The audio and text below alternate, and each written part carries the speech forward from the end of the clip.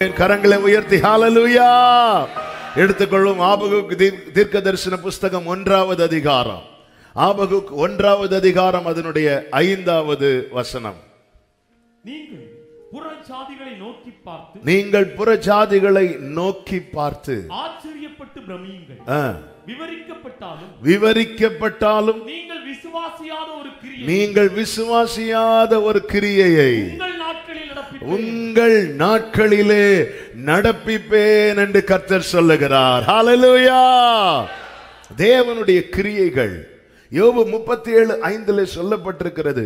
நாம் கிரகிக்க கூடாத பெரிய காரியங்களை அவர் செய்கிறார்.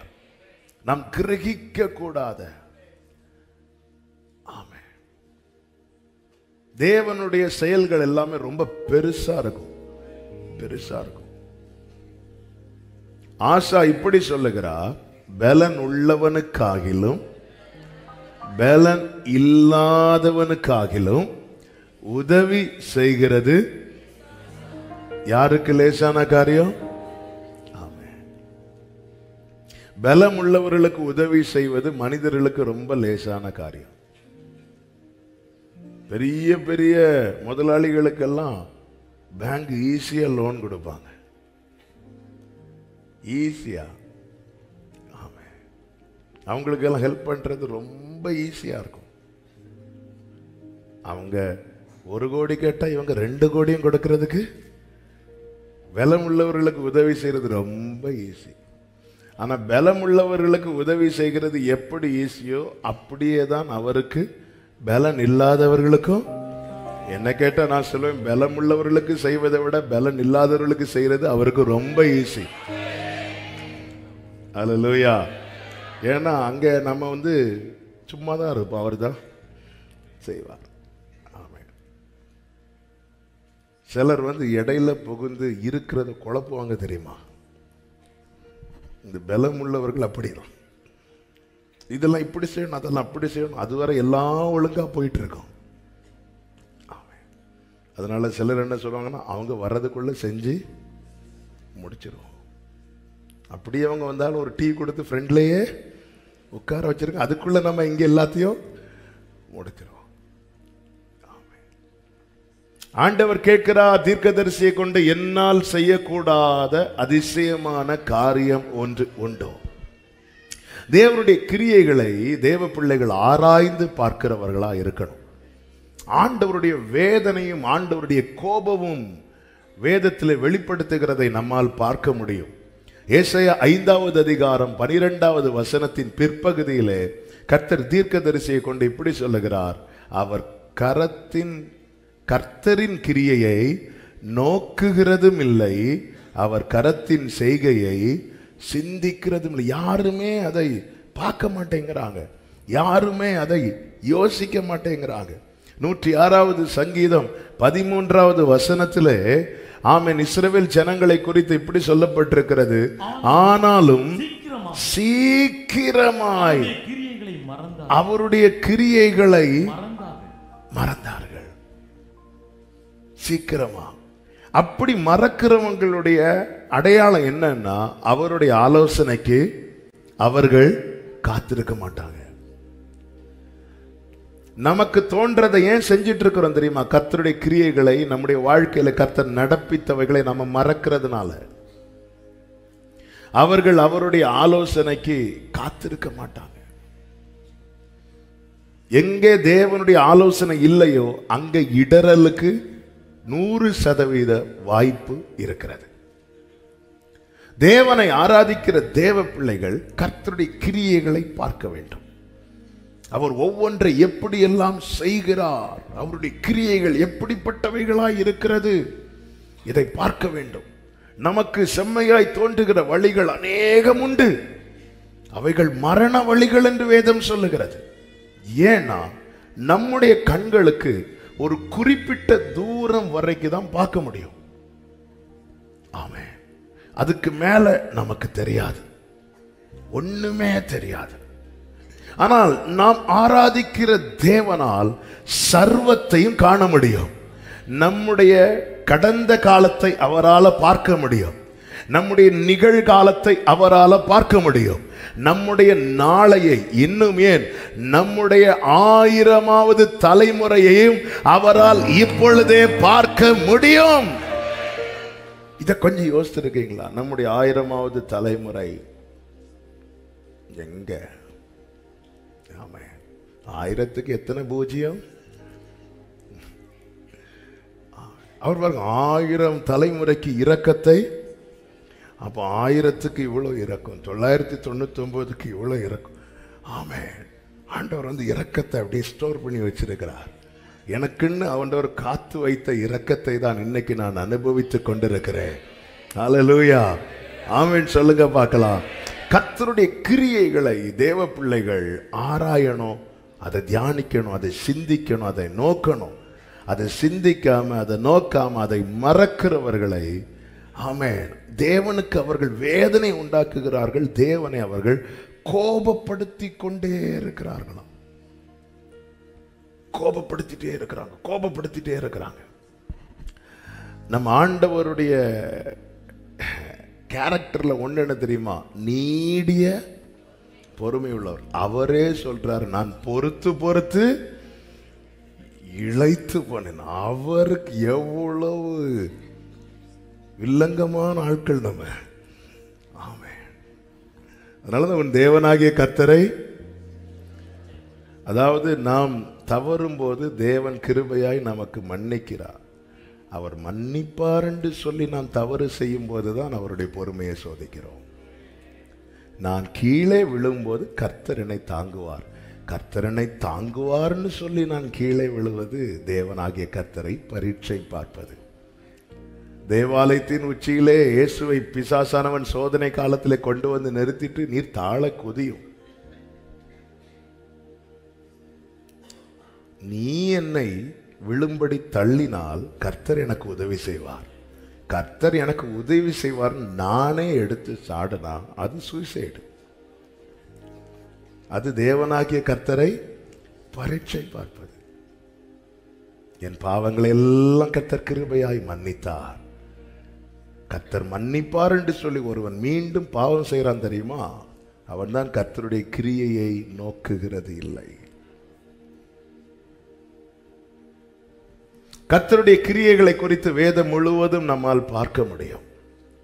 அதில் ஒரு சில காரியங்களை ஆண்டவர் சமூகத்தில் நாம் தியானிக்க போகிறோம். கர்த்தர் எப்படிப்பட்டவர், எவ்வளவு பெரியவர், அவருடைய கிரியைகள் எப்படிப்பட்டவைகளாய் இருக்கிறது. ஒன்று, யாத்திராகமம் 14வது அதிகாரம் அதனுடைய 31வது வசனத்தை வாசிக்க கேட்கலாம். யாத்திராகமம் 14:31. எகிப்தியரில் செய்த அந்த மகத்தான கிரியை, மகத்தான கிரியை, கிரேட் வொர்க். மகத்தான கிரியை என்பது என்னவென்றால், ஒன்று பெரிய காரியம், இரண்டாவது அதிகமான காரியம். ஒன்னு ரெண்டு கிடையாது, நிறைய. அதனாலதான் மீகா தீர்க்கதரிசியை கொண்டு கர்த்தர் சொல்லுகிறார், கர்த்தருடைய கிரியைகள் இவைகள் தானோ, இவ்வளவு தானா? இல்ல, அவருடைய கிரியை என்பது மகத்தான கிரியை. இன்னும் சொல்லப்பட்டிருக்கிறது, மிகவும் முக்கிய. ஆண்டவர் ஏதோன்னு செய்ய மாட்டார், மிகவும் முக்கியமான கிரியை. அவருடைய கிரியையை நமக்கு எப்பொழுது மிகவும் தேவைப்படுகிறதோ அப்பொழுது நடப்பிக்கிறார். எத்தனை முறை இந்த கடற்கரை அருகே கர்த்தர் நடந்திருப்பார். அப்பொழுதெல்லாம் டைம் பாஸுக்கு கடல்ல நடந்து போனாரா? மற்றபடி எங்க போனாலும் ஜனங்கள் அவரை தேடி வந்தார்கள். அவர் கடல்ல கொஞ்ச தூரம் நடந்து போன யாராவது வந்திருப்பாங்களா? இல்ல. அவருடைய மகத்தான கிரியை அவர் சும்மா நடப்பிக்கவில்லை. சீஷர்கள் நடுக்கடலிலே தத்தளித்த போது, அவர்களுக்கு இப்பொழுது மிகவும் தேவை என்கிற நிலை வந்த போது, தேவன் தம்முடைய மகத்தான கிரியையை விளங்க பண்ணினார். மகத்தான கிரியை. யாத்திராகமம் 14வது அதிகாரம் நீங்கள் 6 முதல் 8 வரை உள்ள வசனங்களை படிக்கும் போது அந்த வசனங்களை வாசிக்கலாம். நல்ல கவனமா கேளுங்க, நல்ல தெரிந்த வார்த்தை தான். பார்வோன் ரதத்தை பூட்டி தன் ஜனங்களை கூட்டிக் கொண்டு பிரதானமான 600 ரதங்களையும் எல்லாவற்றுக்கும் அதிபதிகளான கொண்டு போனான். ஆமா. அப்ப இப்ப பார்வோன் கிட்ட என்னெல்லாம் இருக்கு சொல்லுங்க? ரதம் இருக்கு, வீரர்கள் இருக்கிறாங்க, அதிபதிகள் இருக்கிறாங்க, எல்லாரையும் கூட்டி கொண்டு போகிறான். இப்ப பார்வோனை பார்த்தா எப்படி இருக்குன்னா, ரதம் இருக்கு, வீரர்கள், குதிரைகள், ஆயுதங்கள் எல்லாம் பார்வோன்ட்ட இருக்கு. இப்படி பார்வோன் புறப்பட்டு போகிறான். இஸ்ரவேலர்கள் எப்படி போனார்களாம்? 8வது வசனத்தின் பிற்பகுதியிலே சொல்லப்பட்டிருக்கிறது, இஸ்ரவேல் புத்திரர் பலத்த கையுடன் புறப்பட்டு போனார்கள். கரங்களை தட்டி ஆண்டவருக்கு மகிமை. பார்வோன்ட்ட என்ன இருக்கு? ரதம் இருக்கு, ஆமென், குதிரை இருக்கு, வீரர்கள் இருக்கிறாங்க. இது ஒண்ணு யார்கிட்ட கிடையாது தெரியுமா? இஸ்ரவேல்கிட்ட கிடையாது. அப்போ இஸ்ரவேல்கிட்ட என்ன இருக்கு? கர்த்தருடைய பலத்த கரம். இன்னைக்கு எது இல்லைன்னு அது இல்லைன்னு ஃபீல் பண்றோமா, இது இருக்குன்னு மகிழ்றோமா?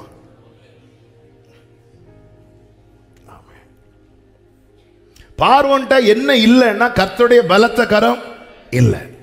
என்ன இருக்கு? ரதம் இருக்கு, குதிரை இருக்கு, எல்லாமே இருக்கு.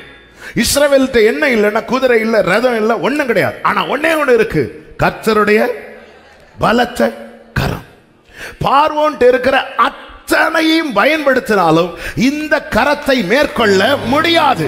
கர்த்தருடைய பலத்த கரத்தினாலே எந்த வல்லமையையும் உங்க கரம் இருக்க, உங்க கரம் இருக்க. பார்வோன் இஸ்ரவேலரை மேற்கொண்டிருந்தால் பார்வோன் 15வது அதிகாரத்திலே பாடியிருப்பான். ஆனால் மேற்கொண்டது இஸ்ரவேலர் ஆனதுனால இஸ்ரவேலர் என்ன பாடுறாங்க தெரியுமா? 6:15 கர்த்தாவே உம்முடைய வலதுகரம் பலத்தினால் மகத்துவம் சிறந்திருக்கிறது. கர்த்தாவே உம்முடைய வலதுகரம் பகைஞனை நொறுக்கி போட்டது. 12வது வசனம், நீர் உமது வலதுகரத்தை நீட்டினீர், நீர் மீட்டுக் கொண்ட இந்த ஜனங்களை உமது கிருபையினாலே அழைத்து வந்து உம்முடைய பரிசுத்த ஸ்தலத்துக்கு நேராக அவர்களை உமது பலத்தினால். 16வது வசனம், பயமும் திகிலும் அவர்கள் மேல் விழும். கர்த்தாவே உமது ஜனங்கள் கடந்து போகும் வரையும், நீர் மீட்ட ஜனங்களே கடந்து போகும் வரையும் அவர்கள் உம்முடைய புயத்தின் மகத்துவத்தினால், உம்முடைய புயத்தின் மகத்துவத்தினால் கல்லை போல இருப்பார்கள். கொந்தளித்து வந்தவன கல்லை போல அசையவே உடலியம் பார்வோன. என்ன ஆண்டவருங்க! அவனை பிடிப்பேன், அவனை மேற்கொள்வேன் என்று புறப்பட்டு வந்தவன ஒரு லைன் போட்டு அப்படியே விட்டுட்டார். அப்படியே நிற்கிறான். அவசரத்துக்கு கூட அவனுக்கு எங்கேயுமே போக முடியாது. அசைவற்று. முந்தி சின்ன பிள்ளை இல்ல, சென்னையில் ஒரு பீச்சுக்கு போகும்போது அங்க ஒருத்தர் நிற்பார், சிரிக்கவே மாட்டார். அவரை சிரிக்க வச்சா காசு. என்னெல்லாமோ மக்கள் இங்க இருந்து என்னெல்லாமோ செய்வாங்க. மக்கள் செய்யறத பார்த்தா சிரிப்பு வராது, கையில வச்சிருக்கிற தூக்கி அடிக்கணும் போல இருக்கும். அப்படியே இருப்பாங்க அசைவற்று. அப்படி இருந்தா அவங்களுக்கு காசு கிடைக்கும். இங்க காசுக்காக வைக்கல, அவங்க கடைசிக்காக வச்சுட்டார். இப்படி இருக்கிற பார்வோன் இப்படி இருக்கிறான். மோசே பார்க்கிறார், என்ன கண்ணு கூட அசைய மாட்டேங்குது. இதுதான் அவருடைய கிரியை. சமுத்திரம் எவ்வளவு கொந்தளித்து வந்தாலும் அவர் கையை வச்சு ஒரு எல்லை போட்டார்னா,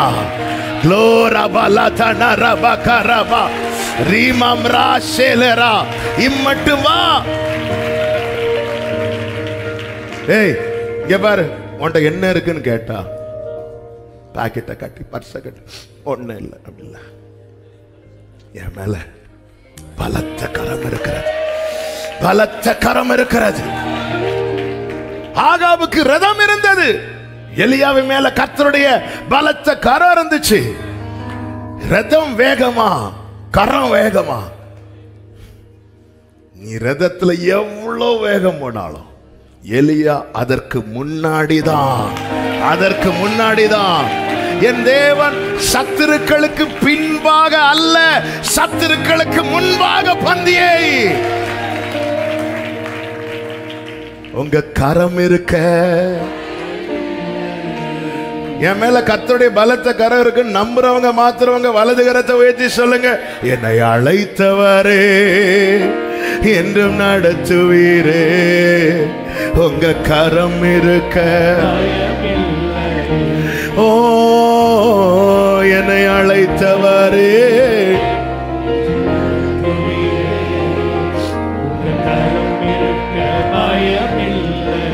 சங்கீதம் 37 இருக்கிறது.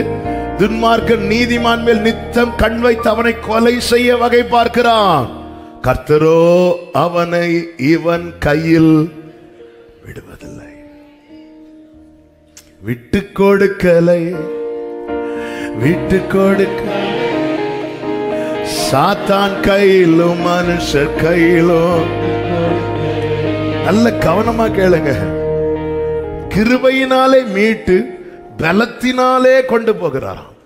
அவருடைய பலத்துல, நம் பலம் எல்லாம் நம்மளை பின்னாடி தான் இழுக்கும். எனவேதான் ரட்சிக்கப்பட்ட அடுத்த நாளே கல்லறையை பேச ஆரம்பிச்சிட்டாங்க. எகிப்துல கல்லறை இல்லை என்றா இங்கே. ஆமென். சிலர் இப்படிதான், நீங்க இங்க சர்ச்சுக்கு போறீங்க, நாங்க இந்த சர்ச்சுக்கு போறோம். அங்க கர்த்தர் உண்டான்னு கேட்க மாட்டாங்க. அங்க கல்லறை உண்டா? இருக்கு, வாங்க, நல்லா இருக்கு, நல்ல விசாலமா படுக்கலாம்.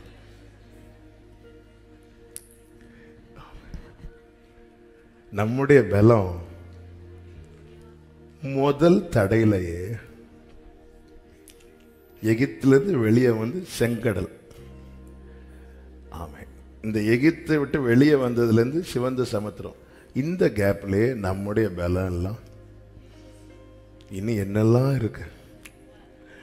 மாரா இருக்கு, எரிகோ இருக்கு, யோர்தான் இருக்கு, எவ்வளோ இருக்கு. 136வது சங்கீதத்தை நீங்க படிச்சீங்கன்னா தெரியும், அவ்வளோ பெரிய பெரிய ராஜாக்கள் லிஸ்டே போட்டிருக்கு. ஆமென். எப்படி இதெல்லாம் தாண்ட முடிந்தது? இது எங்கள் கரத்தின் பலம் அல்ல, எங்கள் மேல் இருக்கிற கர்த்தருடைய புயத்தின் பலம். அவருடைய கிரியை மகத்தான கிரியை. அவர் செய்வதை யாருக்கும் தடுக்க முடியாது.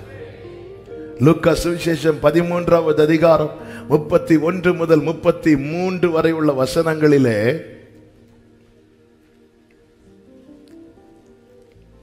அந்த நாளிலே சில பரிசேயர் அவரிடத்தில் வந்து, நீர் இவ்விடத்தை விட்டு ஏரோதுவை கொலை செய்ய மனதாய் இருக்கிறான் என்றார்கள். அதற்கு உடனே ஆண்டவர், சீஷர்களே வாங்க வாங்க வாங்க வாங்க போயிரும். இல்ல, கர்த்தர் என்ன சொல்லுகிறார் பாருங்க, நான் இன்றைக்கும் நாளைக்கும் பிசாசுகளை துரத்தி வியாதி உள்ளவர்களை சுத்தமாக்க. அதாவது இந்த இடத்துல ஒரு 2 நாளுக்கு கிரியை செய்யணும்னு பிளான் பண்ணி வந்திருக்கிறேன். இந்த இடத்தின் அதிகாரி யார் இருக்கிறா? ஏரோதர். ஏரோ சொல்றான், ஆட்களை விடுறான், இருந்தா கொலை பண்ணிடுவேன். அதனால தேவன் தான் செய்ய நினைத்த கிரியையை செய்யாதபடிக்கு அங்க ஸ்டாப் பண்ணிட்டு அவர் புறப்பட்டார் என்று சொல்லவில்லை. ஏனென்றால் அவர் மனிதன் அல்ல, அவர் தேவனாயிருக்கிறார். ஆண்டவர் சொல்றார், இன்னைக்கும் நாளைக்கும் நான் இதை செய்து 3ஆம் நாளில் நிறைவடைவேன். இன்றைக்கும் நாளைக்கும் நான் நடமாட வேண்டும். எருசலேமுக்கு புறம்பே அடிந்து போகிறதில்லை என்று நான் சொன்னதாக நீங்கள் போய் அந்த கனம் பெற்ற அந்த கனம் பெற்ற மோஸ்ட் ரைட்டு லெஃப்ட் ரெவரண்ட் என்னெல்லாம் உண்டோ எல்லாத்தையும் போட்டு அந்த அந்த நரிட்ட போய் சொல்லு, அவர் தாங்க நம்ம ஆண்டவர். ஆமே ஆமே. நம்ம ஆண்டவர் இந்த மலையை பார்த்தீங்களா? ஆண்டவர் கேட்பார், எது பனியா அப்படிம்பார். ஏன்னா ஆண்டவர் இந்த மலையை பார்த்தீங்களா? ஆண்டவர் என்ன மெழுகா அப்படிம்பார். ஏன்னா அவருடைய பிரசனத்தில் பர்வதங்கள் எல்லாம் மெழுகு போல. அதாவது கீழே இருந்து பார்க்கும்போது எதெல்லாம் பெருசா இருக்கோ அது மேலிருந்து பார்க்கும்போது ரொம்ப சின்னதா இருக்கும். நான் என் பிரச்சனையை எங்கிருந்து பார்க்கும்போது அது எனக்கு பெருசா இருக்கு, ஆனால் எனக்குரியவர் மேல இருந்து அதை பார்க்கும்போது அவருக்கு அது ஒரு பிரச்சனையாவே தெரியல. அதனாலதான் ஆண்டவர் கேட்கிறார், உனக்கு என்ன சம்பவித்தது? நீ ஏன் அழுதுட்டு இருக்கிற? தேவன் ஒன்றை செய்ய நினைத்தால் அதை யாருக்குமே தடுக்க முடியாது. ஏசாயா 43:13 ஆண்டவர் கேட்கிறார், நான் செய்கிறதை தடுப்பவன் யார்? நீர் செய்வதை யாரால் தடுத்திடக்கூடும்? நீர் சொன்னதை யாரால் எதிர்த்திடக்கூடும்? நீர் செய்வதை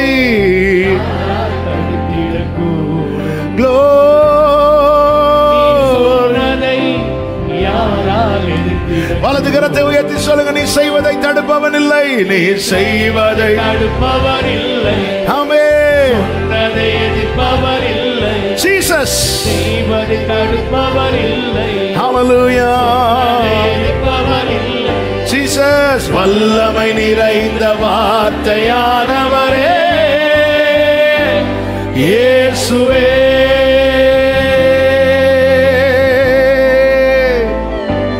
அவருடைய கிரியை மகத்தான கிரியை.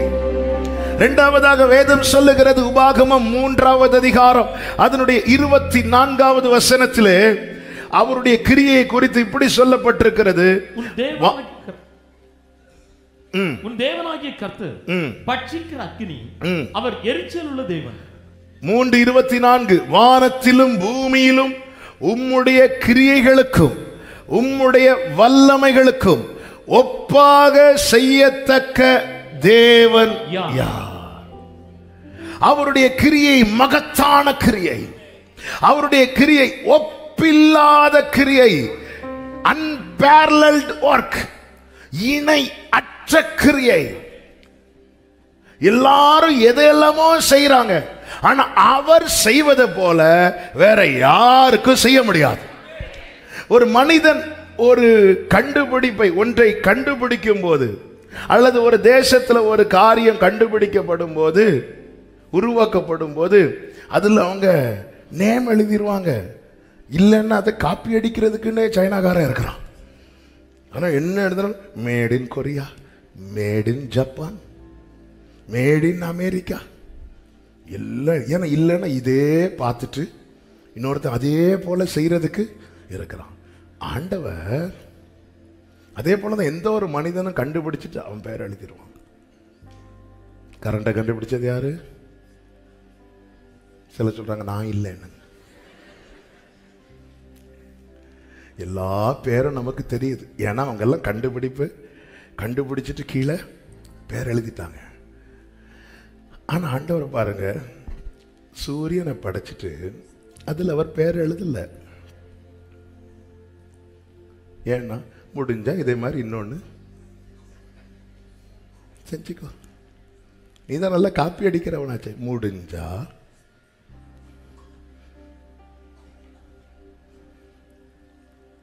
ரூபாய் நோட்டுகள் எல்லாம் பிரிண்ட் பண்ணிட்டு கவர்னர் வந்து அதுல சைன் இருக்கும். ஏன்னா கள்ள நோட்டை உடனே அடிச்சிருவாங்க. ஆண்டவர் ஒவ்வொன்றையும் படிச்சுட்டு, ஐயோ இதில் நம்ம பேரை எழுதலைன்னா நாளைக்கு இதை காப்பி பண்ணி முடிஞ்சா செய். யாருக்கு? சூரியன், சந்திரன், நட்சத்திரங்கள். அவருடைய கிரியை ஒப்பு இல்லாத. அவருடைய ஒரு விரல் செய்ததை எகிப்தில் இருக்கிற அத்தனை மந்திரவாதிகள் இணைந்து செய்ய நினைத்தும் முடியவில்லை. அவருடைய ஒரு விரல் செய்தது ஒப்பில்லாத கிரியை. மார்க் சுவிசேஷம் 5வது அதிகாரத்திலே லேகியோன் 6000 பிசாசுகள் பிடித்திருந்த ஒரு வாலிபனை குறித்து சொல்லப்பட்டிருக்கிறது. மார்க் 5:4 இப்படி சொல்லப்பட்டிருக்கிறது, அவன் அநேகம் தரம் விலங்குகளினாலும் சங்கிலிகளினாலும் கட்டப்பட்டிருந்தும் சங்கிலிகளை முறித்து விலங்குகளை தகர்த்து போட்டு, அடுத்த வார்த்தை, அவனை அடக்க ஒருவனாலும் கூடாதிருந்தது. அவனை அடக்க ஒருவனாலும். இப்ப அங்க யார் வாரா? இயேசு வாரா. இயேசு வந்து கரையில் இறங்கினதும் அவன் அடங்க ஆரம்பிச்சிட்டான். அவன் ஓடி வந்து எங்க விழுறான்? அவரை பணிந்து. அதான் எங்க விழுறான்? பாதத்துல. பாதத்துல விழுந்து கிடக்கிறவனை யாருன்னு கொஞ்சம் யோசிக்க முடியுதா? கொஞ்ச நாட்களுக்கு முன்பதாக இவரிடத்தில் தான் வந்து, நீ என்னை பணிந்து கொண்டால், நீ என் காலில் விழுந்துட்டேன்னா ஆண்டவர் பார்க்கிறாரு, வா இருக்கு உனக்கு. ஆமென், ஹல்லேலூயா. கவனிங்க, இந்த வார்த்தை சொன்னதுனால ஒரு செய்தியை உங்களுக்கு சொல்லுகிறேன். இன்னைக்கு உலகத்தோடு அட்ஜஸ்ட் பண்ணா அது கிடைக்கும் இது கிடைக்கும்னு சொல்லி இந்த வசனத்துக்கு எதிரான ஒரு செயலை செய்யாதபடி பாருங்கள். ஆமே, நீ இந்த வார்த்தை இப்படி சொல்லுது, நீ உன் தேவனாகிய கர்த்தரை மட்டுமே பணிந்து கொள்வாயாக. அவன் சொல்ற, நீ என் காலில் விழுந்தா. அவன் வைக்கிற ஆஃபரை கர்த்தர் வேண்டான்னு வச்சார். அதனுடைய ரிசல்ட் என்ன தெரியுமா? அவன் இப்போ அவர் கால் கீழே, அவன் இப்பொழுது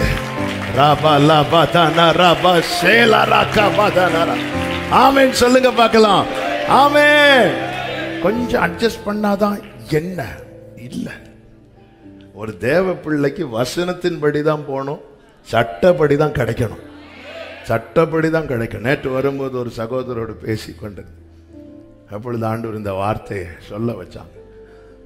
சவுல் தள்ளிட்டார், ராஜாவா இராதபடி தள்ளிட்டார். இப்பொழுது அந்த ஸ்தானத்தில் தாவீதுக்கு தான் அபிஷேகம், தாவீது தான் இருக்கணும். ஆனா சவுல் இருக்க விடாம துரத்திட்டு இருக்கிறான். ஒரு கட்டத்தில் இவனுக்கு எப்படி டார்ச்சர் கொடுக்கலாம்னு யோசித்து சரி நம்ம பிள்ளையே கட்டி வச்சிருவோம். பைபிள்ல இருக்கு, அவள் இவனுக்கு கன்னியா இருப்பாள்னு சொல்லி மீகாளை சிலர் அப்படியெல்லாம் நினைச்சு கூட திருமணம் பண்ணி வைக்கிறாங்க. உங்களை சொல்லல, உங்களுக்கு குத்துதுன்னா அப்படி இப்படி என்னெல்லாமோ டார்ச்சர் பண்ணி பார்க்கறான், முடியல. அப்படி இருக்கும்போது தான் 2 முறை சவுல கர்த்தர் தாவீது கையில கொடுக்கிறார். கூட இருக்கிறவங்க எல்லாம் சொல்றாங்க, போட்டுருங்க. நேர் வழியா என்னை நடத்துறவர் இருக்கிறார். அந்த ராத்திரியில் இந்த சவுல் அடிச்சுட்டு அடுத்த நாள் போய் தாவீதுக்கு இருக்கிறதுக்கு, இந்த வசனத்துக்கு காத்திருக்கிறவங்க குறுக்கு வழியை பார்க்கவே மாட்டாங்க. 2 முறை இந்த சவுல் தாவீது கையில் ஒப்பு கொடுக்கப்பட்ட பிறகும் தாவீது அவனை அடிக்கல, அவனை அழிக்கல. ஒரு தேவ பிள்ளைக்கு தெரியும், என் வாழ்க்கையில கிரியை செய்கிற ஒரு கர்த்தர் இருக்கிறார். ஏற்ற காலத்திலே அவர் உங்களை உயர்த்தும்படிக்கு. நமக்கு தோணும் இதுதான் சான்ஸ். அவங்க எங்க போனாங்க? அவங்க டீ குடிக்க போனாங்க. ஓடி போய் நம்ம போய் உட்காரவே கூடாது. 2 சாமுவேல் 3வது அதிகாரம் 5வது அதிகாரம் நினைக்கிற எடுக்க வேண்டாம். தாவீது நார்மலா இருக்கிறார். இப்பொழுது எல்லா ஜனங்களும் வந்து தாவீதின் இடத்துல வந்து, நீங்க எங்களுக்கு ராஜாவா இருக்க வேண்டும். ஹல்லேலூயா. உங்களுக்கென்று தேவன் ஒரு ஸ்தானத்தை வைத்தது உண்டானா, நீங்க எவ்வளவுதான் தள்ளி இருக்க வேண்டிய சூழ்நிலை வந்தாலும் கர்த்தர் உங்களை அள்ளி எடுத்து கொண்டு வந்து அதே இடத்துல, அதே ஸ்தானத்துல, தீங்கு நாளிலே கூடார மறைவிலே ஒளித்து வைத்தீரே உம் வேளைக்காகவே. ஆமென். ஒளித்து வைத்தீரே உம் வேளைக்காகவே, கண்மலை மேல் என்னை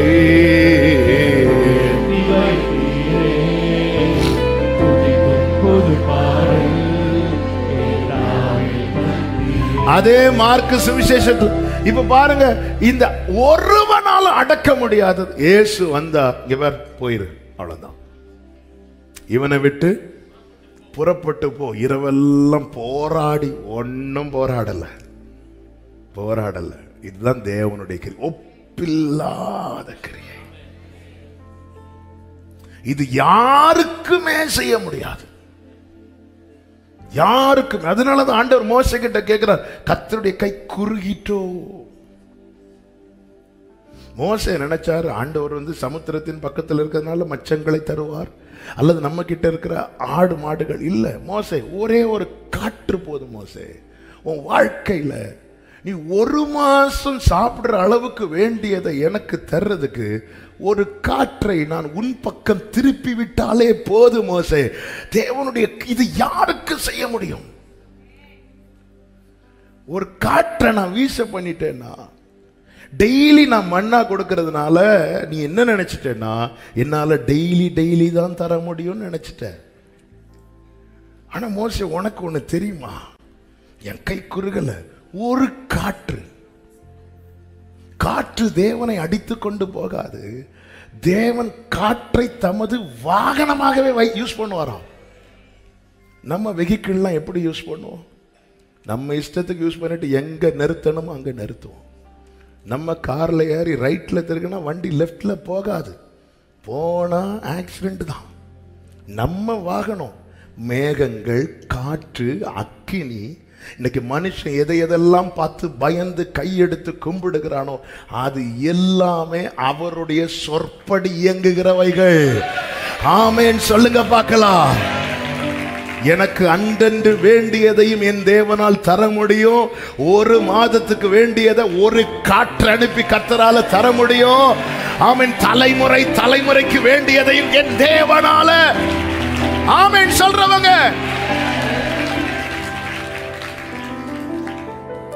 வனாந்திரத்தை பார்த்தவங்கள்ல அநேகர் வனாந்திரத்தில் மடிஞ்சிட்டாங்க. வனாந்திரத்தை பார்த்தவர்கள் இந்த காற்றால் கிடைக்கப்பட்ட 1 மாத ஆகாரத்தையும் பார்த்தார்கள். இதுல ஒரு கூட்டம் போயிட்டாங்க. ஆனா இன்னொரு கூட்டம் கானானுக்கு வராங்க. இந்த கானானின் அனுபவம் என்பது என்னவென்றால், அப்ப தாழ்ச்சியே கிடையாதாம். தலைமுறைக்கு இருந்து சாப்பிடலாம். ஆமென். இந்த முறுமுறுத்து பின்வாங்கிறவங்க எல்லாம் இந்த அனுபவத்தை பார்க்க முடியல. இன்னைக்கு கானான்ல இருந்து சாப்பிடுற யோசுவா சந்ததி, காலேப் சந்ததி, இவங்க யாருன்னா அன்னைக்கு வேண்டியதை சாப்பிட்டுட்டு இருந்தவங்க. இவங்களை கர்த்தர் நடத்தி, அதனால அந்த கர்த்தர் இன்னைக்கு நடத்துகிற பாதை குறித்து கலங்காதிருங்கள். தேவனுடைய கிரியைகள் இவ்வளவுதானோ, யாருக்கும் செய்ய முடியாதது. அவன் இன்னைக்குள்ளது முடிஞ்சு நீ நாளைக்கு கர்த்தருக்கு மகிமை உண்ட. ஒரு காற்று போதும். ஹல்லேலூயா. என் வீட்டில் காலியான கஜானாவை நிரம்ப பண்ண என் தகப்பன் ஒரே ஒரு காற்றை என் பக்கமா திருப்பி விட்டால் போதும். அதை செய்ய வல்லவரை தான் நான் ஆராதித்துக் கொண்டிருக்கிறேன். ஆமென் சொல்லுங்க பார்க்கலாம். அதே போலதான் மார்க் 5:29-30 சொல்லப்பட்டிருக்கிறது, ஒரு மருத்துவராலும் அவளை குணமாக்க முடியவில்லை. அநேக அதுக்கு முந்தின வசனங்களில் சொல்லப்பட்டிருக்கிறது, 12 வருட பெரும்பாடுள்ள ஸ்திரீ அநேக மருத்துவர்களை போய் பார்க்கிறார், நிறைய மருந்து எடுத்து பார்க்கிறார். ஆமென். சற்றாகிலும் குணமடையாமல். அவளை குணமாக்க வேண்டிய வல்லமை இயேசுவின் வஸ்திரத்தின் ஓரத்தில். உடனே ஆண்டவர் வந்து அப்பாயின்மெண்ட் கொடுத்துட்டு, சாயங்காலம் 6 மணிக்கு வந்து பாருமா, எழுதி கொடுத்துட்டு, இதை போய் வாங்கி சாப்பிடுமா, ஒரு 2 நாள் பாரு. தேவனுடைய கிரியைகள் என்பது ஒப்பில்லாதவைகள். வருஷம் 12 ஆனா என்ன, 24 ஆனா என்ன. ஆமென். 6000 பிசாசுகள் பிடித்த வாலிபன் எங்கே படுத்திருக்கிறான் தெரியுமா? கல்லறையில். யாராவது கரண்ட் போயிட்டு என்ன சூடா இருக்குன்னு சொல்லி கல்லறையில் போய் படுத்து தூங்குவோமா? இல்லை. 6 மணி ஆச்சுனாலே அந்த பக்கம் போறதுக்கு பயப்படுகிற பெந்தேகோஸ்தே விசுவாசிகள் உண்டு. சிலருக்கு அப்படிப்பட்ட ஏரியால போனாதான் பாட்டா வரும். வாதை உந்தன். சில திரும்பியே பார்க்க மாட்டாங்க. திரும்பி பார்த்தா ஒருவேளை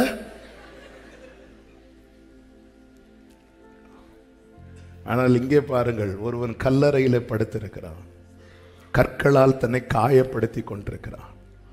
ஏன் காயப்படுத்துறான்? வலிக்காத அவனுக்கு? வலிக்கும், ஆனா அதை விட வலி உள்ள. ஏன் நிறைய பேர் சூசைட் பண்றாங்க தெரியுமா? தற்கொலை பண்ணும்போது ஜாலியாட்டா போவாங்க, இல்லை வலிக்கும். ஆனால் அந்த வலி அவங்க சகித்து செய்ய காரணம் என்னன்னா அதை விட வலி உள்ள. அதை விட வலி உள்ள இந்த பிசாசினால் அலைக்கழிக்கப்பட்ட பிசாசுடைய வேலை என்னன்னா நல்லா அலைக்கழிச்சிட்டு விடும்போது அவங்க ஐயோ எனக்கு இப்படி ஆயிட்டேன்னு மனஸ்தாபப்படுவாங்க. கொஞ்சம் நார்மலானதும் திரும்பியும் எத்தனை முறை அழுதுருப்பான். அவனுக்கு சொந்தக்காரங்க இல்லையா? இருக்கிறாங்க. அதே பட்டணத்தில் சொந்தங்கள் உறவுகள் உண்டு. ஆனா இவனை மைண்ட் பண்ணல. இவன் நிலைமை அவ்வளவுதான். விட்டுட்டாங்க. நம்முடைய நம்பிக்கைக்குரியவர்களாய் காணப்படுகிறவர்கள் நம்மை விட்டுட்டாங்கன்னா கர்த்தரை அறியாதவர்கள் அவங்க நினைச்சிடுவாங்க இனி நமக்கு கடைசிதான். கல்லறையில போய் தங்கி இருக்கிறான். சீரோ நம்பிக்கை, ஒண்ணுமே கிடையாது. கர்த்தர் வராரு. வரும் வழியில எத்தனை கொந்தளிப்பு, எத்தனை காற்று, எல்லாத்தையும் அடக்கிட்டு எனக்காக தேவன் ஒன்றை செய்யணும்னு நினைச்சு புறப்பட்டார்னா எந்த வல்லமைக்கும்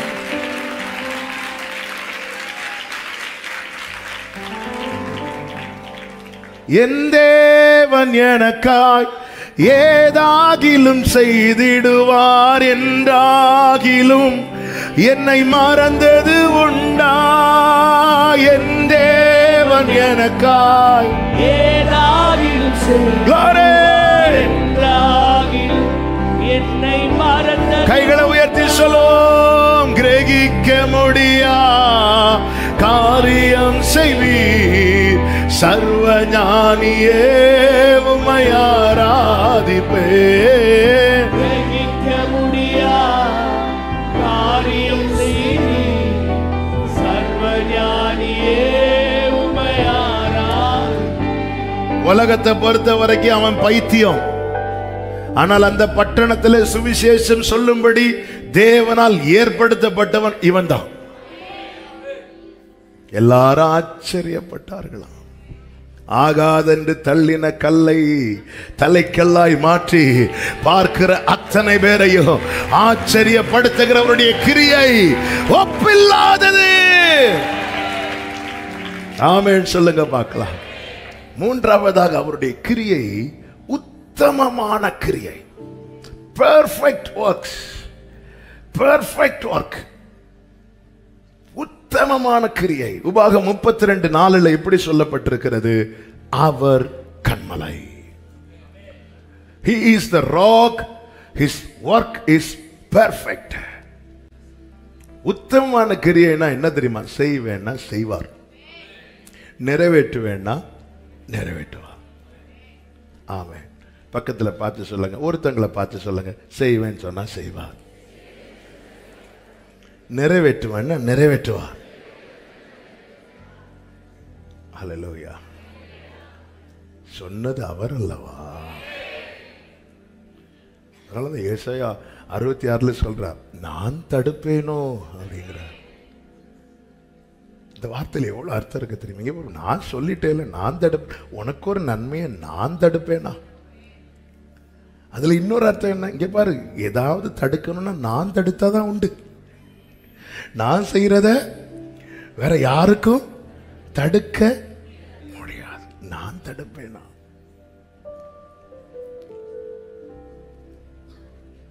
கிரகிக்க முடியா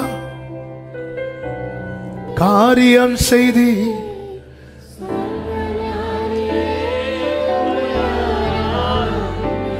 யோசுவா புஸ்தகம் 21வது அதிகாரம் அதனுடைய 45வது வசனத்தில் இப்படி ஒரு வார்த்தை சொல்லப்பட்டிருக்கிறது.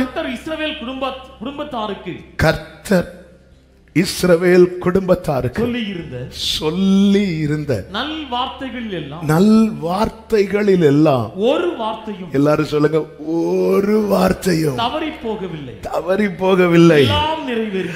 எல்லாம் நிறைவேறிற்று.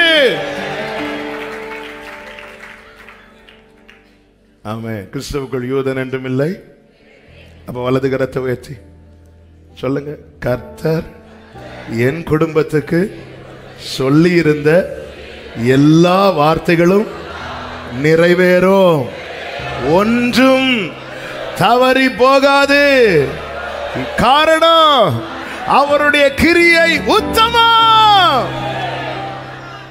என் தேவன் எனக்காய் ஏதாகிலும் செய்திடுவார். என்றாகிலும் என்னை மறந்தது உண்டா?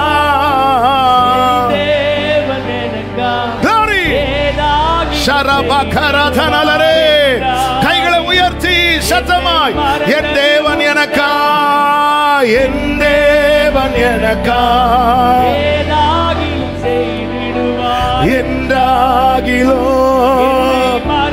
கிரகிக்க முடியா, கிரகிக்க முடியா.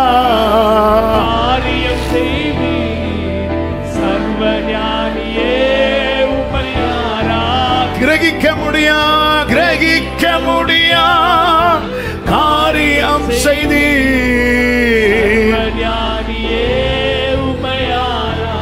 ரெண்டு ராஜாக்களின் புஸ்தகம் 9வது அதிகாரம் 36வது வசனத்திலே யெகூ சொல்லும் ஒரு வார்த்தை உண்டு.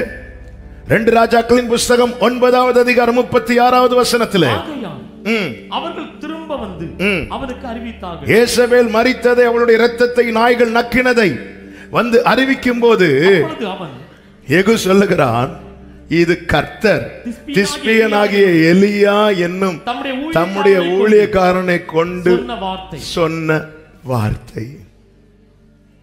காலை வேளையில் ஆவியானவர் திட்டமாய் இந்த வார்த்தையை கொண்டு பேசி பலப்படுத்தினார். இந்த வார்த்தையை எலியா சொன்னான். அந்த எலியா எடுத்துக்கொள்ளப்பட்டான்.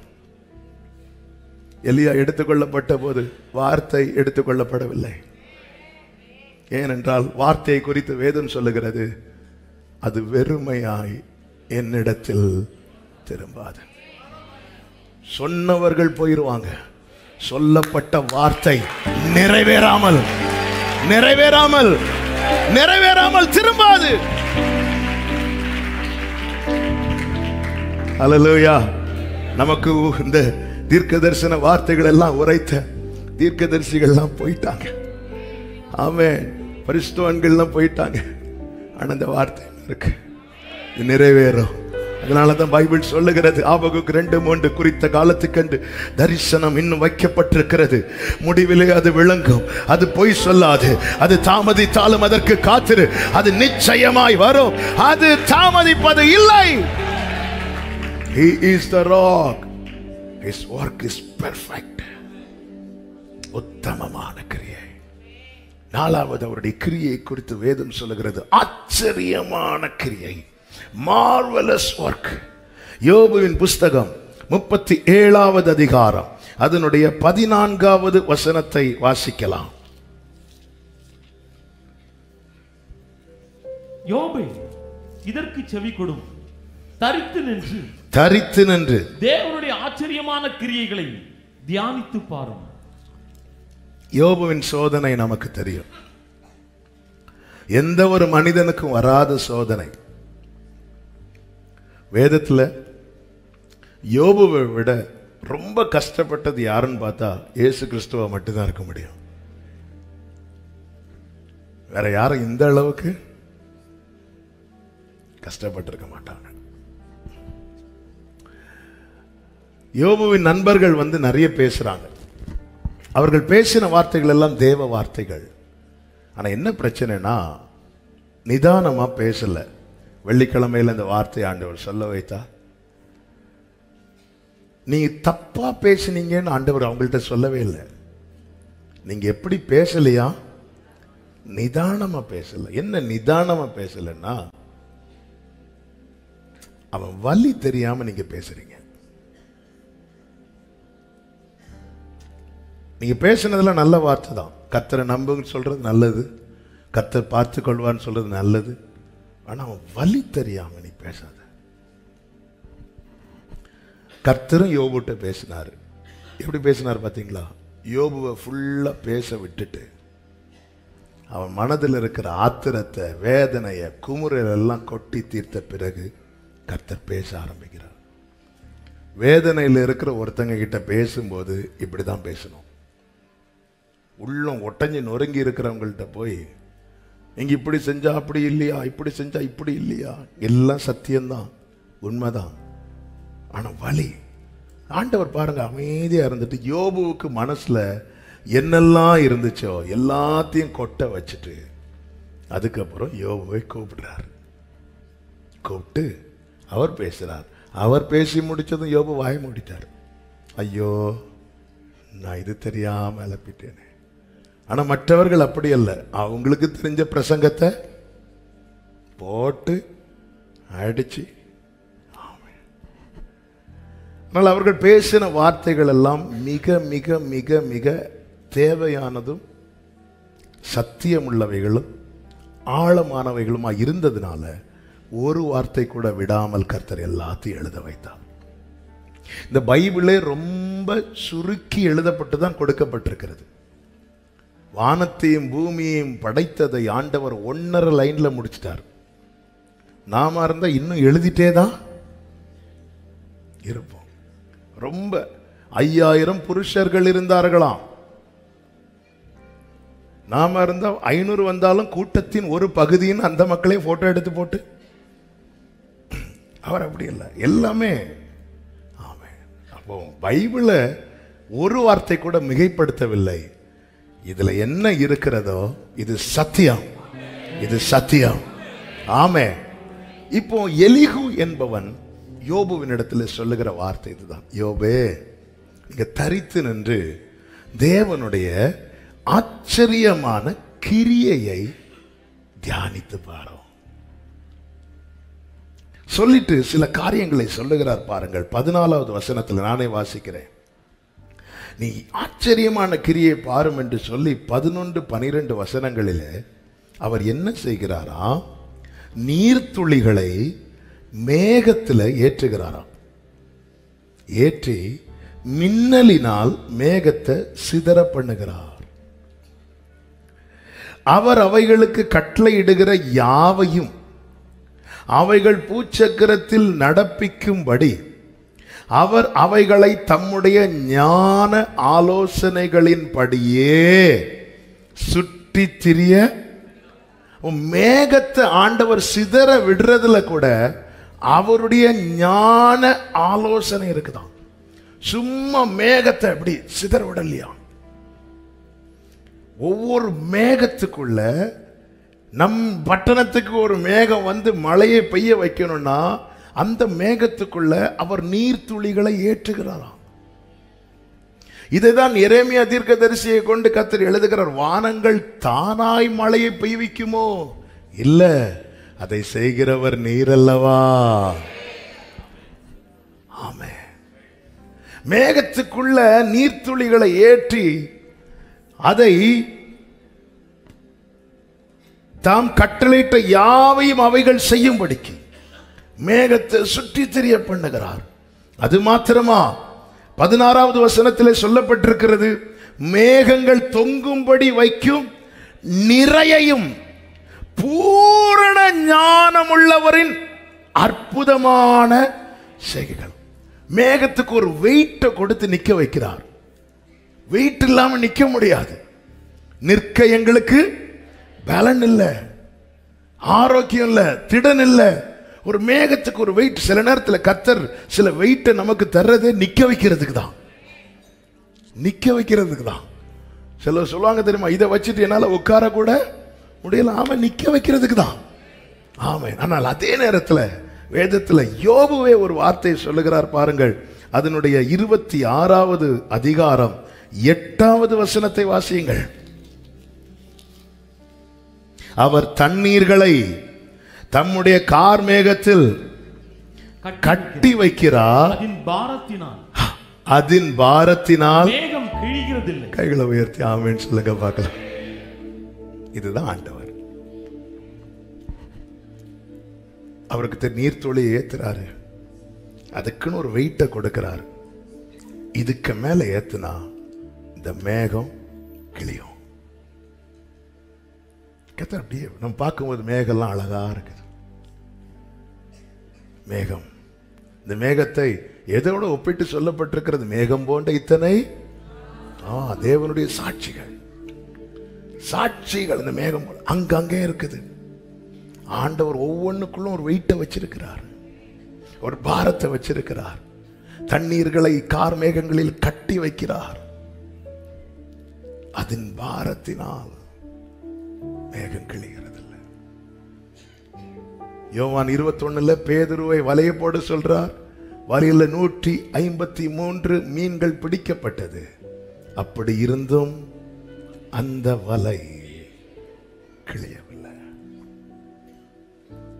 அவருக்கு தெரியும், இதுக்கு மேல பாரம் ஏத்துனா இந்த மேகம் கிழிஞ்சிரும், இந்த பாத்திரம் உடைஞ்சிரும்.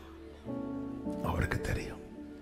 யோபுவே, இவைகளை தியானித்து பார். உங்களை மாதிரி ஒரு பிரச்சனை உள்ள ஒரு ஆள் இன்னைக்கு இந்த பூமியில வாழ்ந்திருக்க முடியுமா? இல்ல, இன்னும் நிக்க வச்சிருக்கிறார். யோபுவே, இவைகளை தியானித்து பாருங்கள், தியானித்து பாருங்கள். பிசினஸ் டவுன் ஆனாலே அதை தாங்க முடியாம எத்தனை கோடீஸ்வரர்கள் சூசைட் பண்ணிருக்காங்க தெரியுமா? எத்தனை பேர். ஆனா எல்லாம் இழந்தும் பாரத்தின் மேல் பாரம் ஏறியும் இன்னும் நம்முடைய வாழ்க்கை என்னும் மேகம் கிழியாம இருக்க காரணம் அவருக்கு தெரியும்.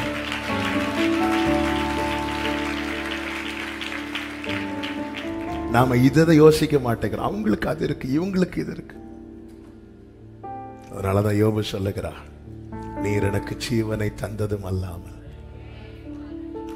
ஈசாக்கின் மேல ஆபிரகாம் விறகை ஏற்றி வைத்தது எங்கே தெரியுமா?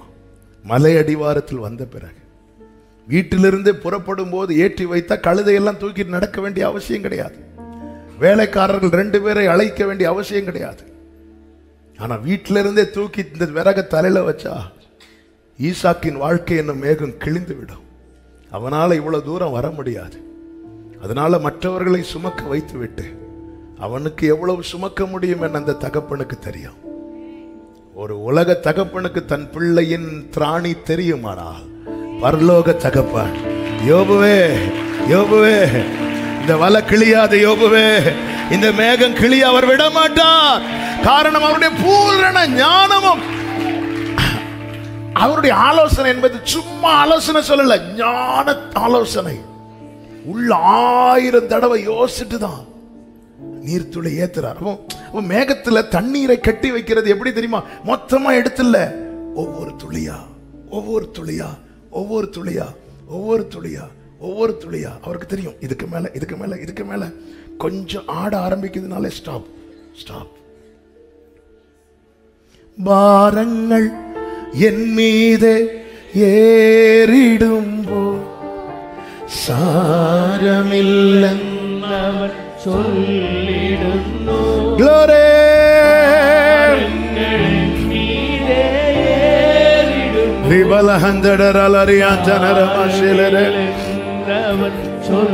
கைகளை உயர்த்தி பாடுவோம். பாரிடத்தில் பாரிந்த நாயகன் ஆமே.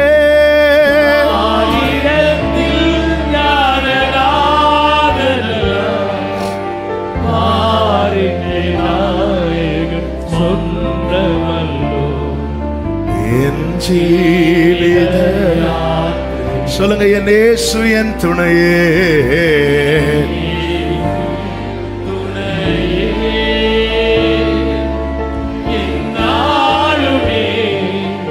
என் பாதையில் என் ஆத்மநாயகன் கூடையும். பிரியமானவர்களே, நமக்கு தாங்க முடியாதுன்னு வரும்போது கர்த்தர் அங்க நிற்கிறார். அதனால துளி துளியா ஏத்துறார். மேகத்துல துளி துளியா ஏற்றுறார். நீர் துளிகளை வச்சு வச்சு வச்சு வச்சு பார்க்கிறார். ரைட், இன்னும் இன்னும். என் தகப்பனார் மரித்து சில மாதங்கள் அப்படி ஒவ்வொருத்தரையா ஒவ்வொரு வீடா விசிட் பண்ண அந்த கிருபை செய்தார். அவங்கவுங்க பிரச்சனையை பாரத்தை சொல்றாங்க. அதுக்கு முன்னாடி நமக்கு தெரிஞ்சதெல்லாம் ஸ்டேஜில் ஏறி வர்ஷிப் பண்ணணும், மெசேஜ் கொடுக்க சொன்னால் மெசேஜ் கொடுக்கணும், போய் உட்காரணும். அப்போ தான் ஒவ்வொருத்தர் அவங்கவுங்க காரியங்களை ஜெபிக்கிறதுக்காக சொல்லும்போது, முந்தைய அப்பா கிட்ட சொல்லிட்டு இருந்தாங்க, இப்போ என்னால் தாங்கவே முடியலை. ஆண்டவர் இவங்களை வெளியே பார்க்க எவ்வளோ நல்லா இருக்கிறாங்கன்னா இவ்வளோ வலியை உள்ள வச்சுட்டு எப்படி இவங்களால தாங்க முடியாமல் அன்னைக்கு நைட்டு எனக்கு ஒழுங்காக ஜெபம் ஓடலாம். ஆண்டவர்கிட்ட சொன்னேன், எனக்கு முடியல ஆண்டவரே, நான் கேட்டுற மாட்டேன், இதெல்லாம் எவ்வளோ வலியை சுமந்துட்டு வராங்க சொல்லிட்டு அப்படியே ரொம்ப உடஞ்சி போய் ஆண்டவர்கிட்ட இப்படி, ஆண்டவர் எனக்கு முடியாது, நான் இது செஞ்சிட மாட்டேன், ஆமே, நான் வர்ஷிப் பண்ணிட்டு மெசேஜ் கொடுத்துட்டு அதோட அப்படி வலியில் தூங்குறேன். காலையில் 4 மணிக்கு ஆண்டவர் ஒரு தரிசனத்தை காட்டுறாங்க. அதில் என் தகப்பனார் நிற்கிறாங்க, கூட இன்னொரு பாஸ்டர் இருக்கிறாங்க. அப்படி கையை உயர்த்தி, இஸ்ரவேலின் ஜனமே என்றும் இடறிட வேண்டாம், ஏகோவா உன் தெய்வமானா, ஓங்கும் புயமும் பலத்த கரம் உன் பக்கம் உண்டு. அப்படியே ஆண்டவர் அந்த பாட்டை என் காதில் கேட்க வச்சுட்டே இருக்கிறாங்க. காலையில் ஒரு 4:30 மாதிரி எழும்பி ஓன்னு அழுதேன். நம்முடைய பாட்டு புத்தகத்தில் 705வது பாடல் எடுத்து வச்சிருந்து காலையில் பாடி அப்போ ஆண்டவர் பலப்படுத்தினாங்க. உன் திராணி தெரியும், அதுக்கு மேலே ஒரு டிராப் கூட நான் ஏற்ற விட மாட்டேன், கிருபையினால இன்னைக்கு வரைக்கும் நிற்க வச்சிருக்கிறார்.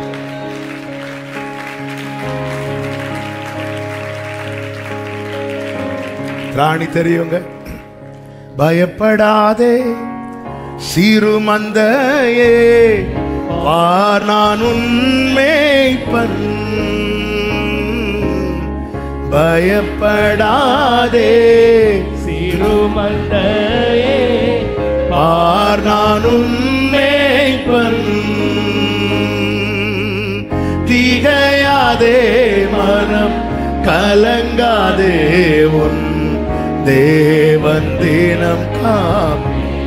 யோபே அவருடைய அதிசய ஆச்சரியமான செய்கைகளை தியானித்து பாரு சொல்லிட்டு ஒரு வார்த்தையை கொண்டு இந்த எலிகோவை கொண்டு கர்த்தர் சொல்லுகிறார் பாருங்கள். அதனுடைய 37:13 ஒன்றில், அதாவது மேகங்களை சுற்றித் திரிய பண்ணுகிறார், அதில் ஒன்றில் தண்டனையாகவும் ஒன்றில் நம்முடைய பூமிக்கு உபயோகமாகவும் ஒன்றில் கிருபையாகவும் வரப்பண்ணுகிறார். ஆண்டவர் எப்படி வரப்பண்றார்? என்ன ரேமாங்க இது! யோபே, உன் மேல ஆண்டவர் ஒவ்வொரு மேகத்தை வர வைக்கிறார். ஒன்றில் என்ன வருது? தண்டனை வருது. அடுத்து ஒரு மேகம் வரும். யோபே, இது போகும், இது போகும், இது போகும். அவருடைய கோபம் ஒரு நிமிஷம், அவருடைய தயவு, அப்ப இந்த மேகம் போகும். 4 தலைமுறைக்கு அக்கிரமங்களை விசாரிக்கிறார், 1000 தலைமுறைக்கு இரக்கத்தை காக்கிறார். இந்த மேகம் போகும், இந்த தண்டனையின் மேகம் உன்னை கடந்து போகும். இதுக்கு அடுத்து ஒரு மேகம் வருது யோபுவே, அது உபயோகமாக உபயோகமாக உபயோகமாக அது உன்னை உருவாக்க, அது உன்னை உருவாக்குனதுக்கு அப்புறம் உன் மேல இன்னொரு மேகம் வந்து நிக்க போகிறது. அது கிருபை, அது கிருபை. ஆமென் சொல்றவங்க வர்ஷிப் பண்ணுங்க, வர்ஷிப் பண்ணுங்க, வர்ஷிப் பண்ணுங்க. இந்த சிக்ஷையின் மேகம் போகும், இந்த தண்டனையின் மேகம் போகும். என் மேல கிருபையின் மேகம் நிற்கும், கிருபையின் மேகம் நிற்கும். வர்ஷிப் பண்ணுங்க. கர்த்தர் என்னோடு தான் பேசுகிறார் என்று நிச்சயம் உள்ளவர்கள் அபிஷேகம் பெற்றவங்க அந்நிய பாஷையில அந்த கிருபையின் மேகம் நிற்கிறது, அந்த கிருபையின் மேகம் நிற்கிறது. இமை பொழுது உன்னை கைவிட்டேன், இமை பொழுது உன்னை கைவிட்டேன். ஆனாலும் உருக்கமான இரக்கங்களால், அற்ப காலம் உண்ட கோபத்தினால் நான் என் முகத்தை உனக்கு மறைத்தேன். இனி எப்படி கிடையாதுப்பா.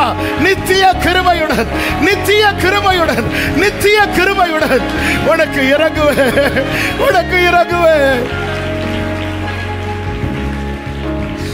ஹல்லேலூயா, ஹல்லேலூயா, ஹல்லேலூயா, ஹல்லேலூயா. ஒன்றில் தண்டனையாக அப்படியே சில மேகம் வந்து அப்படி இடிச்சு தள்ளும் பாருங்க. தாவீது சிச்சை நடுவில், வேதனை நடுவில் இருக்கும்போது தாவீது சொல்லுகிறார், ஆண்டவர் வெள்ளங்கள் எல்லாம் என் மேல புரண்டு போகுது. ஒரு இடத்துல சொல்றார், மனுஷர் எங்கள் தலையின் மேல ஏறி போக பண்ணுகிறீர். ஆமென். ஆனாலும் பகல் காலத்திலே கிருபையை கட்டளையிடுகிறார். அவர் தண்டனையை, சிக்ஷையை தகப்பன் சிக்ஷையாத புத்திரன் உண்டோ? ஆண்டவர் உங்களை அடிக்கிறார்னா பிரயோஜனமாகவும் உபயோகமாக என்னை பிரயோஜனப்படுத்த, எனக்கு என் தலைமுறைக்கு கிருபை செய்ய.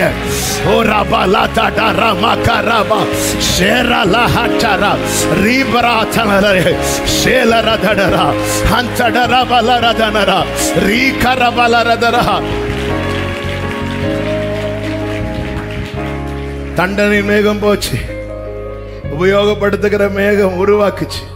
அதுதான் சொல்றார், அவர் என்னை சோதித்த பின்பு. ஆனா கிருபையின் மேகம் நின்னுச்சு. அது அடையாளம் தான். யோபு 4 தலைமுறைய அவன் தாவீதுக்கும் அவன் சந்ததிக்கும் சதா காலமும் இயேசு கிறிஸ்துவின் நாமத்தில் சபையை வாழ்த்துகிறேன். இந்த கிருபையின் மேகம் ஒவ்வொரு கூடாரத்தின் மேல தலைமுறையாய் கர்த்தருடைய வருகை மட்டும் நிற்பதாக.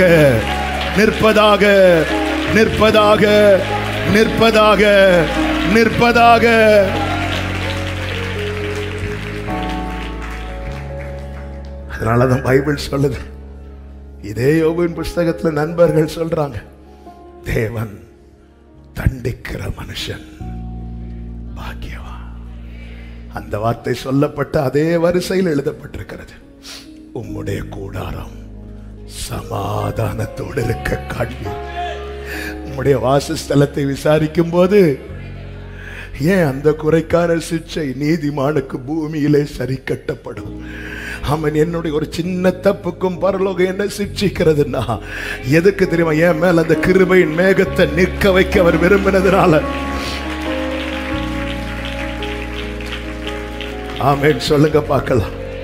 ஆச்சரியமான கிருபை. ஹல்லேலூயா, ஹல்லேலூயா. மேகத்துக்குள்ளே நீர்த்துளிகளை வைத்தது போல நம்மேல் நிற்க பண்ணும் மேகத்தில் நமக்கும் நம்முடைய தலைமுறைக்கும் வேண்டிய கிருபைகளை அவர் கட்டி வைத்திருக்கிறார். யாருக்கு வந்து எடுக்க முடியாது. அதனாலதான் தாவீதுக்கெல்லாம் கொடுக்கப்பட்ட கிருபை என்பது நிச்சயமான கிருபை. அதனாலதான் சொல்றோம், அவன் பிள்ளை தப்பு பண்ண அடிப்பேன் தாவீது, ஆனா என் கிருபையை விளக்க மாட்டேன், கிருபையை விளக்க மாட்டேன். ஆமென். வேதனையின் பாதையில் நடக்கிற உள்ளங்களே, அழிப்பது நோக்கம் என்றால் அவர் ஏன் உங்களை பராமரிக்கணும்? கடந்த வெள்ளிக்கிழமை சொன்ன வார்த்தை சொல்ல ஏவுகிறதுனால சொல்ல, தூதனை பார்த்துட்டோம் நம்ம சாவோம் அப்படின்னு மனவா சொல்லும் போது அவன் மனைவி சொல்றான், நாம் அழிவது தேவ சித்தம் அல்ல அப்படின்னு. அவர் இது ஒண்ணுமே நம்ம கிட்ட சொல்லி இருக்க மாட்டாரு, இது ஒண்ணு நம்ம கிட்ட பேசி இருக்க மாட்டாரு. ஆமே, நம்மளை கூப்பிட்டு பேசுறார், வந்து பேசுறார், கொண்டு வந்து உட்கார வச்சு பேசுறார். ஆமே, என் கண்கள் அதை காணும்.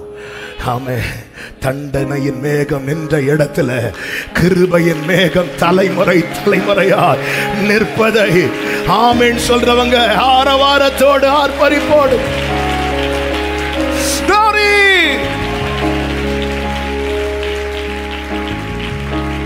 ஜீசஸ்.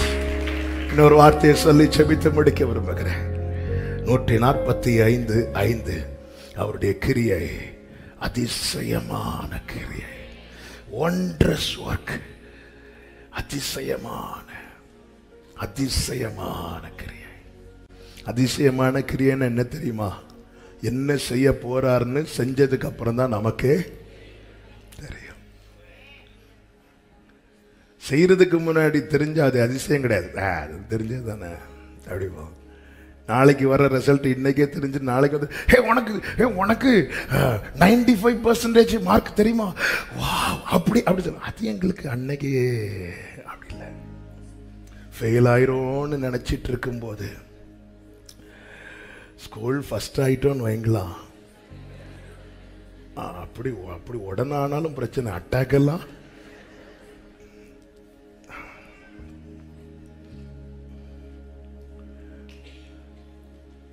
டுவெல்த் ரிசல்ட் வரும்போது 90% எடுத்த பிள்ளை ஃபோன் பண்ணி பாஸ் ஆகிட்டேன், எவ்வளோ மார்க், 90% தான் கிடச்சி. வீட்டில் திட்டுறாங்க. இன்னொரு பையன் ஃபோன் பண்ணி அண்ணே பாஸ் ஆயிட்டேனே, பாஸ் ஆயிட்டேன். ஒன்றரை ஒர்க். எவ்வளவு மார்க்க விடுங்க, பாஸ் ஆயிட்டேன்.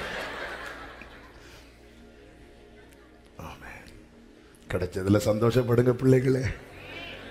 10th மார்க் குறைச்சி ஃபீல் பண்ணீங்க. ஃபுல் மார்க் எடுத்தாலும் +1 தான் போக முடியும். அவ்வளோதான். இப்போ 10th ஃபுல் எடுத்துற, நீ நாளையிலேருந்து வேலைக்கு வா.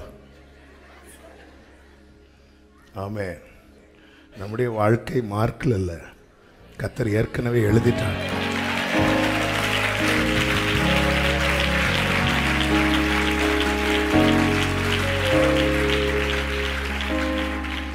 ஆண்டவருடைய கிரியை பாருங்க. அவர் என்ன செய்யறாருன்னு தெரியாது. மேல ஒரு ஆட்டுக்கடா இருக்கிறது ஆபிரகாமுக்கு தெரியுமா? தெரியாது. ஆனா ஒண்ணு தெரியும், கர்த்தர் பார்த்துக்கொள்ளும். உங்களை அதிசயமாய் நடத்தி வந்த உங்கள் தேவனாகிய கர்த்தருடைய நாமத்தை துதிப்பீர்கள். என் ஜனங்கள் ஒருபோதும் ஒருபோதும் ஒருபோதும் வெட்கப்பட்டு போவது. நேரம் பறக்கிறது, நாம் எழுந்து நிற்கலாமா? அல்லேலூயா. ஆமென். கர்த்தர் இருக்கிறார். இந்த ஆழ்கடலை தாண்டுவே. அல்லேலூயா. F minor. என் வாழ்க்கை படகிலே இயேசு கூட வருகிறார். பயமே இல்லை எனக்கு, பயமே இல்லை, பயமே இல்லை. ஆழ்கடலை தாண்டுவேன், அக்கரையில் சேருவேன். ஆமென். என் வாழ்க்கை படகிலே இயேசு கூட வருகிறார். பயமே இல்லை. மகத்துவமான கிரியை செய்கிறவர், ஒப்பில்லாத கிரியை செய்கிறவர் அவர், உத்தமமான கிரியை செய்கிறவர் அவர். என் வாழ்க்கை படகிலே கூட வருகிறார். பயமே இல்லை எனக்கு, பயமே இல்லை. ஆமென். பயமே இல்லை.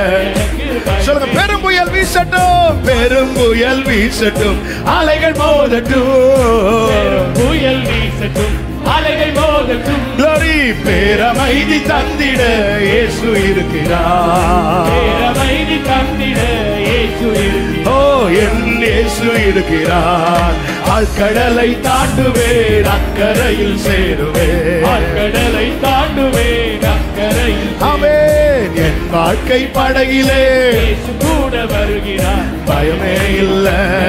பயமே இல்லை. ஹல்லேலூயா. இல்லை எனக்கு, பயமே இல்லை. ஆமென். கூப்பிடும் போதெல்லாம் ஓடி வருவார். கூப்பிடும் போதெல்லாம் ஓடி வருவார். அற்புதங்கள் 1000 செய்து மகிழுவார். அற்புதங்கள் 1000 செய்து மகிழ்வார். இயேசு செய்து மகிழுவார். அக்கடலை தாண்டுவேன், நல்ல கை தட்டி விசுவாசத்தோடு. கடலை தாண்டுவேன், அக்கரையில். ஹல்லேலூயா. என் வாழ்க்கை படகிலே இயேசு கூட வருகிறார். பயமே இல்லை எனக்கு, பயமே ரபலக மதரே. இல்லை எனக்கு, பயமே. ஹல்லேலூயா. ஜீவனுள்ள வார்த்தையா என்னோடு பேசுவார். ஜீவனுள்ள வார்த்தையா என்னோடு பேசுவார். வழிகாட்டும் தீபமாய் கூட வருவார். வழிகாட்டும் தீபமாய் கூட வருவார். இயேசு கூட வருவார். ஆழ்கடலை தாண்டுவேன், அக்கரையில் ஆமென். என் வாழ்க்கை படகிலே கூட வருகிறார் பயமே இல்லை. ஆமென். விவரிக்கப்பட்டாலும் என் வாழ்க்கை படகிலே விவரிக்கப்பட்டாலும் விசுவாசிக்க கூடாத கிரியை, ஒப்பில்லாத கிரியை, உத்தமமான கிரியை, ஆச்சரியமான கிரியை, அதிசயமான கிரியை. ஆமென்.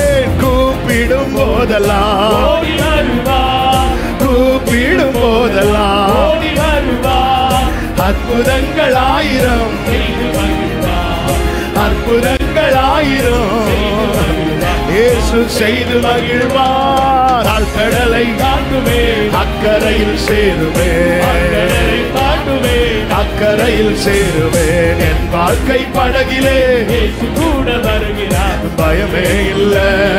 பயமே இல்லை அல்லேலூயா. எனக்கு பயமே ஜீவனுள்ள வார்த்தையால் ஜீவனுள்ள வார்த்தையால் என்னோடு பேசுவார் ஜீவனுள்ள வார்த்தையால் என்னோடு பேசுவார் வழிகாட்டும் தீபமாய் கூட வருவார். வழிகாட்டும் தீபமாய் அல்லேலூயா. இயேசு கூட வருவார். ஆழ்கடலை தாண்டுவேன் அக்கரை சேருவேன் ஓஹோ ஆழ்கடலை தாண்டுவேன் அக்கரை சேருவேன் ஆழ்கடலை தாண்டுவேன். ஆமென். என் வாழ்க்கை படகிலே கூட வருகிறார் பயமே இல்லை. இயேசு கூட உண்டு. இயேசு கூட உண்டு. ஹல்லேலூயா ஹல்லேலூயா ஹல்லேலூயா ஹல்லேலூயா. நல்ல கரங்களை தட்டி ஆண்டவருக்கு மகிமை. அதிசயமான கிரியை, ஆச்சரியமான கிரியை, மகத்துவமான கிரியை, ஒப்பில்லாத கிரியை, உத்தமமான கிரியை நடப்பிக்கிறவர் நம்மோடு இருக்கிறார். நடப்பிக்கிறவர் நம்மோடு இருக்கிறார். ஆமென் ஆமென் ஆமென் ஆமென்.